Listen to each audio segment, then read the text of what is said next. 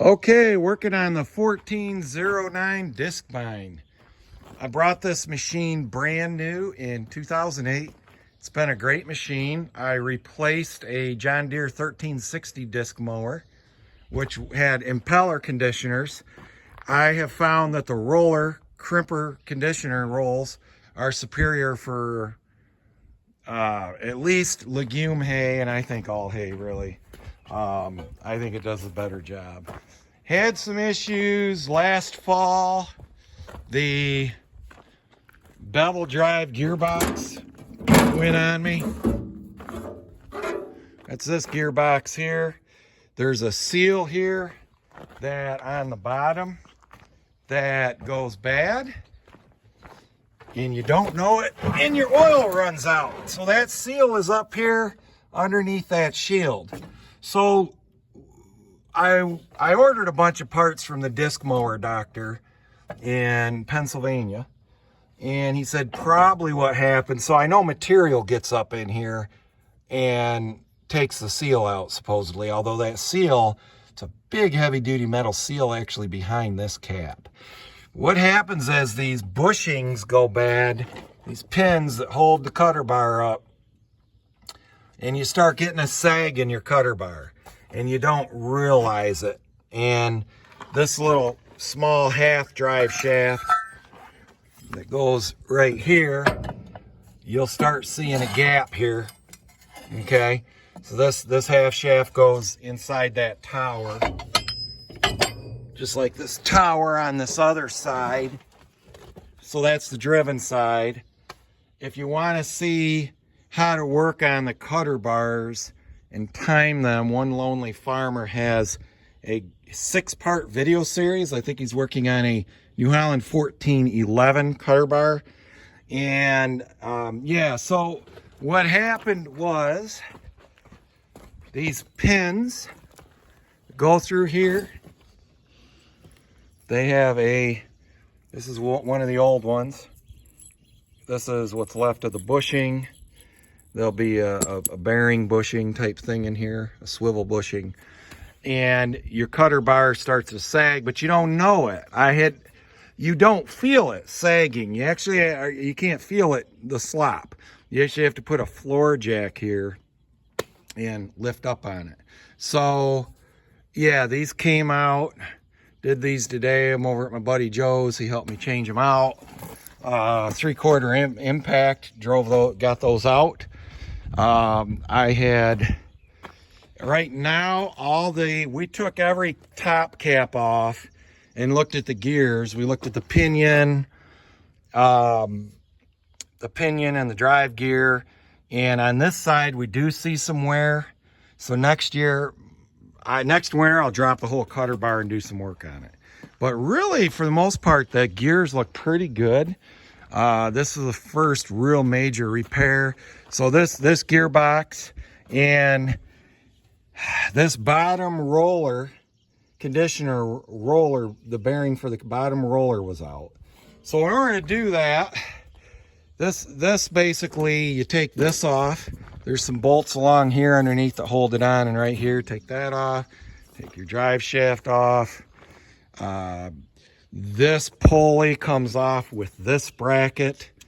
In order to get down here, you unbolt this from that side, and that unbolts the bottom part of this roller drive gearbox, and then the roller drive gearbox mounts there. And there's nothing mounting the roller drive gearbox back here at all, and the whole gearbox comes out. I took this door off just with 2 pins here and there. This plate I took off. Then you get the roll drive gearbox off.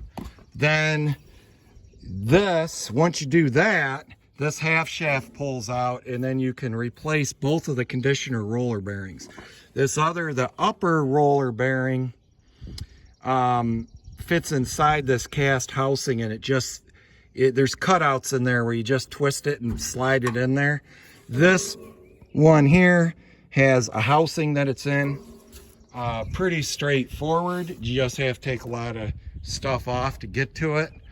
And that is when I realized that the cutter bar may have sagged.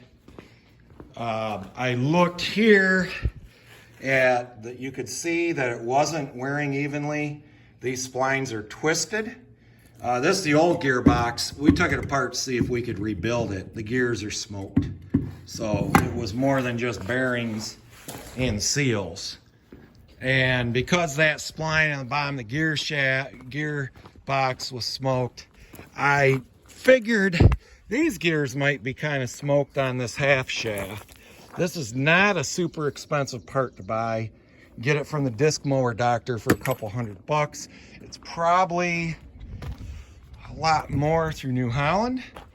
There's not a huge difference in New Holland on like the hubs versus what the disc mower doctor sells.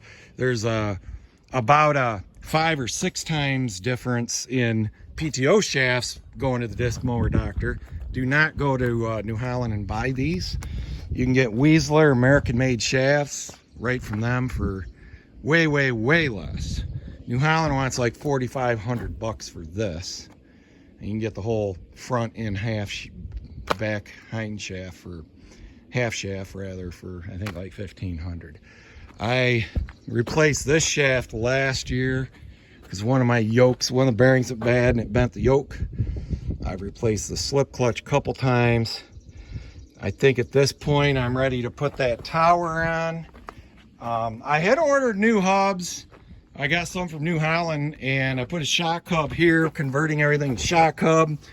I didn't realize it, but you don't put a shock hub on the driven hub, okay?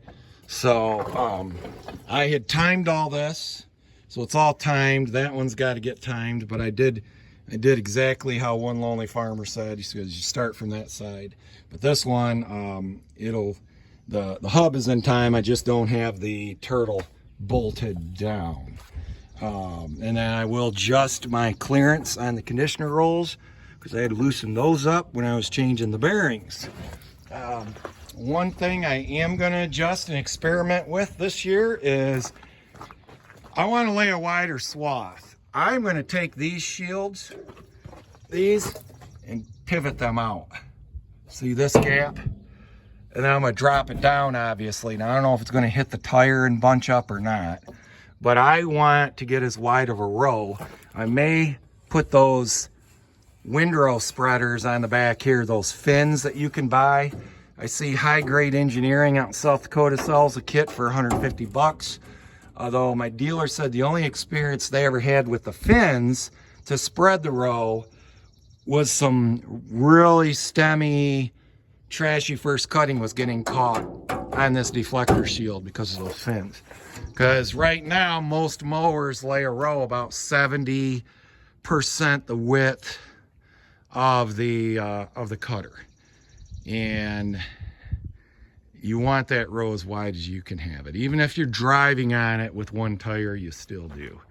So all right, next winter definitely going to be taking the whole cutter bar apart. Really, I mean, besides gearboxes, PTO shafts, bearings and rollers, cutter bar, I think you'd keep this machine going for quite a while. It's been a good machine. So what is it now? It's going on 13 years old now, 14 years old. So we'll get another season out of it. All right, talk to you later.